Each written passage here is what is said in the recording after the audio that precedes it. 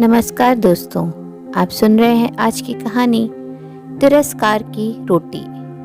शायद उसके इस चमकीले सुंदर ईंट गारे के घर में अम्मा ही अकेली पुरानी वस्तु थी जो उस घर में उस जिद्दी दाग धब्बे की तरह थी जिसे हटाना तो हर कोई चाहता है, लेकिन फिर भी वो अपनी छाप उस जगह छोड़ ही देता है। घर में मेहमानों का आना शुरू हो चुका था। बाहर बन रहे पकवानों की खुशबू पूरे घर में फैल चुकी थी। उस खुशबू के बीच सभी की हंसी ठिठोली की आवाज़ें अम्मा को उनके कमरे में सुनाई दे रही थी, पर उस हंसी ठिठोली में उनकी कोई दिलचस्पी नहीं थी। वह तो अपने कमरे में ही भली थी। उन्हें तो दिलचस्पी थी उन पकवानों में जिसे खाने को उनका जी ललचाने लगा था। आज बेटे बहू चिराग और झलक की शादी की 8वीं सालगिरह थी। आखिर उनका बेटा कलेक्टर जो है, तो पार्टी भी छोटी मोटी नहीं होगी। तो कई मेहमानों को बुलाया गया था, या यूं भी कह सकते हैं कि उनके दोस्तों और बहू के मायके वालों को बुलाया गया था। अम्मा जी या उनके परिवार में किसी को कोई खास दिलचस्पी नहीं थी। वैसे भी बहू की हिदायत के अनुसार अम्मा जी को तो अपने कमरे में ही रहना था। पता नहीं बहू ने हिदायत भी क्यों दी। वैसे भी अम्मा अपने कमरे से बाहर आती ही कहाँ है, क्योंकि अगर वो जरा सा ही बाहर आ जाती है तो बहू को अच्छा नहीं लगता। उसे लगता है कि उनके बाहर आने मात्र से ही पूरा घर फैल जाता है। शायद उसके इस चमकीले सुंदर ईंट गारे के घर में अम्मा ही अकेली पुरानी वस्तु थी जो उस घर में उस जिद्दी दाग धब्बे की तरह थी जिसे हटाना तो हर कोई चाहता है, लेकिन फिर भी वो अपनी छाप उस जगह छोड़ ही देता है। और अम्मा जी को घर से निकाले तो उनकी इज्जत पर धब्बा पड़ जाए। लोग कहने न लगे कि इतना बड़ा कलेक्टर अपनी माँ की देखभाल नहीं कर पाया। इसलिए मजबूरी में ही सही अम्मा जी को घर में रख रखा था, लेकिन बस उनके कमरे तक सीमित कर रखा था। तभी अचानक दरवाजा खुला और बहू झलक अम्मा के कमरे में आई। उनके हाथ में कोई पैकेट था। अम्मा जी के बिस्तर पर उसे रखते हुए बोली, अम्मा जी, इसमें साड़ी है, पहन लेना। कहीं कोई भूले चुके मेहमान कमरे में आ गया तो आपकी साड़ी को देखकर हमारी इज्जत तार तार हो जाएगी।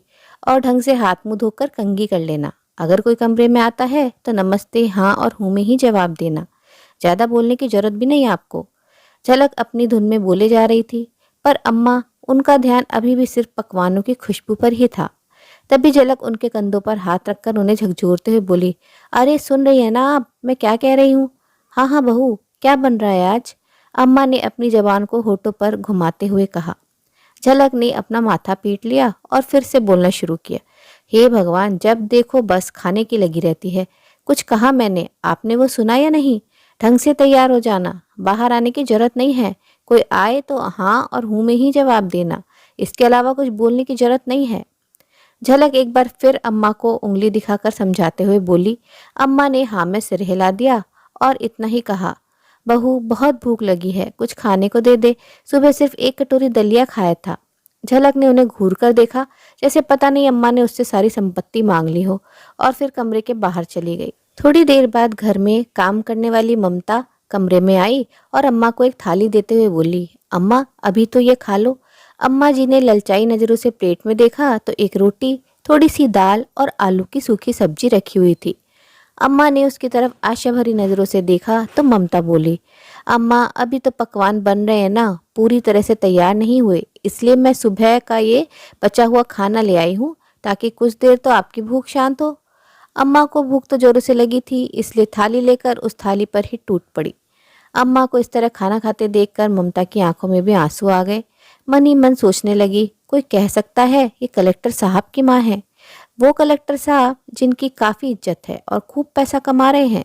उनके बेटे बहू को देखकर तो बाहर वाले भी इनकी किस्मत पर रश करते हैं, पर इनसे तो हमारी किस्मत लाख गुना अच्छी है। बेटा बहू मजदूरी करते हैं, मैं घरों में काम करती हूँ, लेकिन कम से कम रात का खाना एक साथ बैठकर तो खाते हैं। यही तो बेटे को पता ही नहीं कि माँ के साथ क्या हो रहा है। सोचते सोचते ममता फटाफट अम्मा के कमरे की सफाई करने लगी। वैसे अम्मा के कमरे में ज़्यादा कोई सामान तो था नहीं, इसलिए फटाफट व्यवस्थित हो गया। पूरे कमरे को व्यवस्थित कर बाहर से 2 कुर्सियां लाकर अम्मा के कमरे में रख दी ताकि कोई आए तो बैठने के लिए कुछ तो हो। तभी बाहर से झलक की आवाज़ आई तो ममता बाहर आ गई। इधर अम्मा ने फटाफट थाली साफ कर डाली, पर भला एक कटोरी से क्या हो? भूख तो अभी भी जोरों से लग रही थी, पर बोलती किससे? मन मारकर थाली एक तरफ रख जैसे तैसे उठी और हाथ मुंह धोकर पैकेट में से साड़ी निकाली। साड़ी बिल्कुल नई थी, उस पर से टैग भी नहीं हटा था। पूरे 410 की साड़ी थी। उसे देखकर ही अम्मा खुश हो गई। मेरे बच्चों ने पहली बार मेरे लिए साड़ी खरीदी। पर साड़ी के साथ ब्लाउज और पेटीकोट तो था ही नहीं, इसलिए अपने पुराने ब्लाउज पेटीकोट के साथ ही साड़ी पहन ली। थोड़ी देर बाद सारे मेहमान बाहर इकट्ठे हो गए तो केक काटने का वक्त हो गया। चिराग और झलक केक काटने के लिए एक साथ आ गए। तभी चिराग के किसी दोस्त ने कहा, अरे चिराग, घर में आंटी जी भी तो है ना, उन्हें भी तो बुलाओ। आखिर तुम्हारी जिंदगी का इतना खुशी का दिन है तो उन्हें तो यहाँ होना ही चाहिए। उसकी बात सुनकर चिराग झेप गया। उसने झलक की तरफ देखा तो झलक बात बनाते हुए बोली, अरे भैया, बात यह है कि अम्मा जी की तबीयत ठीक नहीं रहती, इसलिए वो बाहर नहीं आई। उन्होंने खुद मना किया है कि मुझे परेशान मत करना, वरना हमारा तो बड़ा मन था उन्हें बाहर लाने का, उन्हीं के हाथों से केक कटवाने का। आखिर सबको अपनी बातों से संतुष्ट कर झलक ने चिराग के साथ मिलकर केक काटा। इधर खाने पीने में सब लोग मशगूल हो गए। इतने में ममता ने एक प्लेट अम्मा के लिए खाना लगाया तो झलक ने उसे डांट दिया, ये क्या कर रही हो ममता, ये प्लेट लेकर जा रही हो? ममता ने झेपते हुए कहा, मेम साहब, अम्मा को भूख लग रही होगी, उन्होंने एक रोटी ही तो खाई थी, तो एक रोटी भी काफ़ी है तसल्ली लाने के लिए। उनकी तो उम्र हो चुकी है, उनका तो पेट ही भर गया होगा। ये प्लेट छोड़ और जाकर तेरा काम कर, अम्मा का मैं देख लूंगी। यहाँ मेहमान सिर पर खड़े हैं और तुझे अम्मा जी की पड़ी है, चल जा यहाँ से। आखिर मजबूरन ममता को प्लेट वहीं रखकर अपने काम पर जाना पड़ा।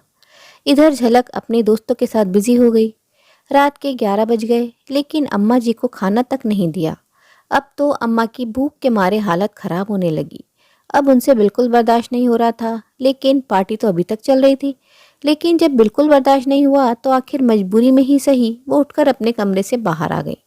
उन्हें बाहर देखकर चिराग का मूड खराब हो गया। वो धीरे से झलक पर बिगड़ते हुए बोला, झलक, तुमसे कहा था ना मैंने, ये अम्मा बाहर क्या कर रही हैं? तुम्हें मेरी इज्जत का बिल्कुल भी ख्याल नहीं है। अंदर लेकर जाओ अभी के अभी। झलक फटाफट अम्मा के पास गई और उन्हें अंदर धकेलते हुए बोली, अम्मा जी, आप बाहर क्या कर रहे हो? आपकी तबीयत खराब है ना? चलिए अंदर चलिए, आराम कीजिए। लेकिन अम्मा भूख से तड़प रही थी तो सबके सामने ही बोल पड़ी, बहू, मुझे बहुत जोर से भूख लगी है, मुझे खाने को दे दे। उनकी बात सुनकर सब लोग हैरानी से अम्मा जी की तरफ देखने लगे। इतने बड़े कलेक्टर की माँ अभी तक भूखी प्यासी बैठी हैं, जबकि कलेक्टर साहब सबको पकवान खिला रहे हैं। कुछ लोग दबी जबान से बात करने लगे। कुछ बातें चिराग और झलक के कान तक भी पहुंची। आखिर झलक अम्मा जी को अंदर जबरदस्ती खींचते हुए ले गई।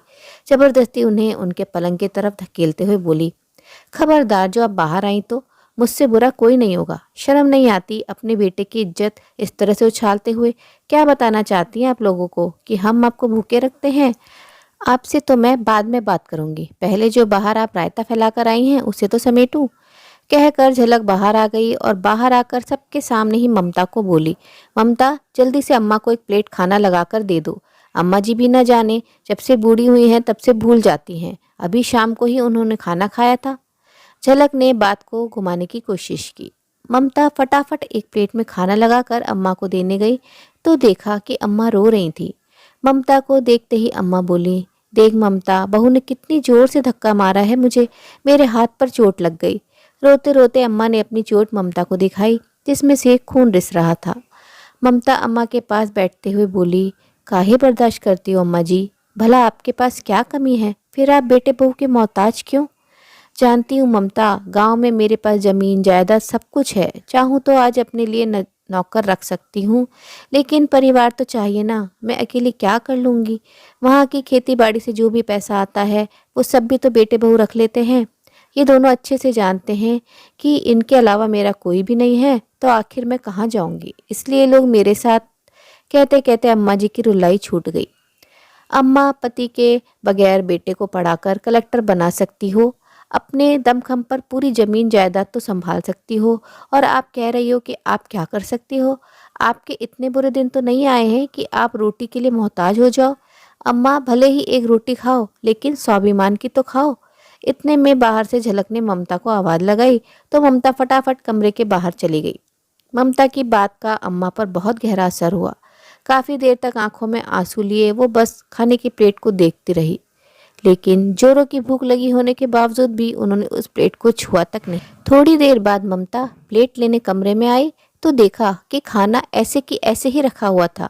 अम्मा बस छत की तरफ निहार रही थी। ममता ने पूछा, क्या हुआ अम्मा, आपने खाना नहीं खाया? नहीं चाहिए मुझे ये तिरस्कार की रोटी, ले जाए इसे वापस। ममता ने अम्मा को मनाने की कोशिश की, लेकिन अम्मा ने खाना खाया तक नहीं। तब तक बाहर पार्टी भी खत्म हो चुकी थी।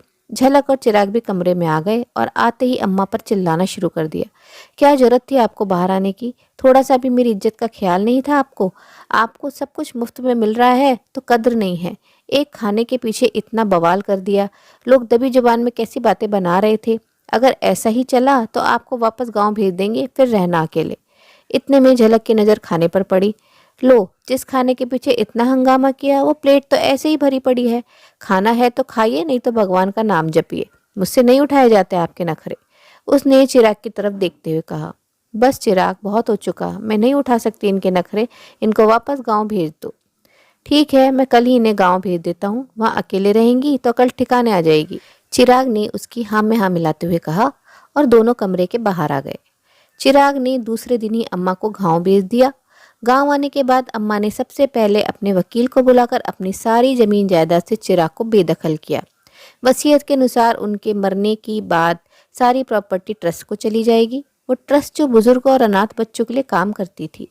साथ ही अपने बड़े से घर का आधा हिस्सा उन्होंने बच्चों की शिक्षा के लिए दे दिया और आधे हिस्से में खुद रहने लगी। खेती बाड़ी के लिए नौकर आते ही थे, उनमें से एक को घर में काम करने के लिए रख लिया। आप अम्मा स्वाभिमान और सुकून की रोटी खाती थी। साथ ही इस बार खेतीबाड़ी से होने वाली इनकम को चिराग के पास ना भेजकर उन्होंने अपने पास ही रख लिया। जब पैसा चिराग के अकाउंट में नहीं आया तो चिराग और झलक दोनों ही गांव आ गए। आते ही देखा कि घर के आधे हिस्से में बच्चे पढ़ाई कर रहे थे, इसलिए वो घर के दूसरे हिस्से की तरफ गए जहां अम्मा रहती थी और आते ही अम्मा से बोले, अम्मा, ये घर में बच्चे पढ़ाई कैसे कर रहे हैं? और इस बार क्या खेतों में कोई कमाई नहीं हुई जो पैसा अकाउंट में नहीं डाला? उसकी बात सुनकर अम्मा ने कहा, घर का आधा हिस्सा मैंने बच्चों को शिक्षा के लिए दे दिया है। और रही बात कमाई की, तो हुई थी कमाई पूरे 7 लाख रुपए की। वो मैंने अपने अकाउंट में रख लिए हैं। आप पैसों का क्या करेंगे अम्मा जी? और किससे पूछकर अपने घर का आधा हिस्सा बच्चों की शिक्षा के लिए दे दिया? अब की बार झलक ने कहा, इसमें पूछना क्या है? संपत्ति मेरी थी तो मैंने अपने अनुसार इस्तेमाल कर ली। वैसे तुम लोग होते कौन हो मुझसे ये सब कहने वाले? कैसी बात कर रही हो अम्मा? हम आपके बेटे बहू हैं, आपका भला बुरा अच्छे से जानते हैं। चिराग ने बिगड़ते हुए कहा। कौन से बेटे बहू? वो जो रोटी तक के लिए अपनी माँ को तरसा देते हैं। देख बेटा, ऐसे बेटे बहू मुझे नहीं चाहिए। वैसे भी मैं तुम्हें प्रॉपर्टी से बेदखल कर चुकी हूँ, तो अब गांव में तुम्हारे लिए कुछ रखा भी नहीं है। अब तुम्हारा शहर भला, तुम्हारा घर भला, यहाँ आने की जरूरत नहीं है। अम्मा जी, आप ऐसे कैसे कर सकती हो? अम्मा की बात सुनकर झलक चिल्लाते हुए बोली, मैंने तो प्रॉपर्टी से बेदखल किया है, कम से कम धक्का दे करके किसी को चोटिल नहीं किया, जैसे तुमने मेरे साथ किया था बहू। वैसे भी अब ना इस प्रॉपर्टी में तुम्हारा कोई हिस्सा है और ना ही मेरी ज़िंदगी में। रही बात मेरे मरने के बाद की, तो मेरी चिता को अग्नि देने मत आना। गाँव में कोई भी इंसान मेरी चिता को अग्नि दे देगा। कम से कम यहाँ के लोगों में इंसानियत जिंदा है। अम्मा जी के गुस्से भरे चेहरे को देखकर दोनों की हिम्मत नहीं हुई कुछ कहने की, इसलिए दोनों ही अपना समूह लेकर शहर के लिए रवाना हो गए। जो माँ अपने बच्चों को पालने में, उनका भविष्य संवारने में अपनी सारी जिंदगी लगा देती है, अपनी इच्छाओं और खुशियों के बारे में कभी सोचती भी नहीं। पति के गुजर जाने पर अकेले ही उनकी ढाल बन जाती है, मगर जब उम्र के पड़ाव पर अपनी जिम्मेदारियां निभाते निभाते जब वह खुद उस अवस्था में पहुंच जाती है जहां उसे सिर्फ प्यार, सम्मान, अपनापन और अपनों की केयर की जरूरत होती है, और तब उसके बच्चे बदले में ऐसा तिरस्कारपूर्ण व्यवहार करते हैं, तो एक माँ के दिल का छलनी हो जाना स्वाभाविक है। उम्मीद है दोस्तों, घर के बुजुर्गों के प्रति पनपती असंवेदनशीलता को दर्शाती कहानी आपको पसंद आई होगी। कहानी अच्छी लगी हो तो अपनी राय कमेंट बॉक्स में ज़रूर साझा करें और अपने मित्रों और प्रियजनों के साथ भी शेयर जरूर करें। दोस्तों, आपसे अनुरोध है, अगर आप चैनल पर नए हैं तो ऐसी ही नई नई जीवन से जुड़ी कहानियाँ सुनते रहने के लिए चैनल को सब्सक्राइब जरूर करें। कहानी अंत तक सुनने के लिए आप सभी का दिल से बहुत बहुत शुक्रिया। तो फिर मिलते अगली कहानी में, तब तक के लिए आप लोग अपना ध्यान रखिए, खुश रहिए, ऐसे ही कहानियाँ सुनते रहिए।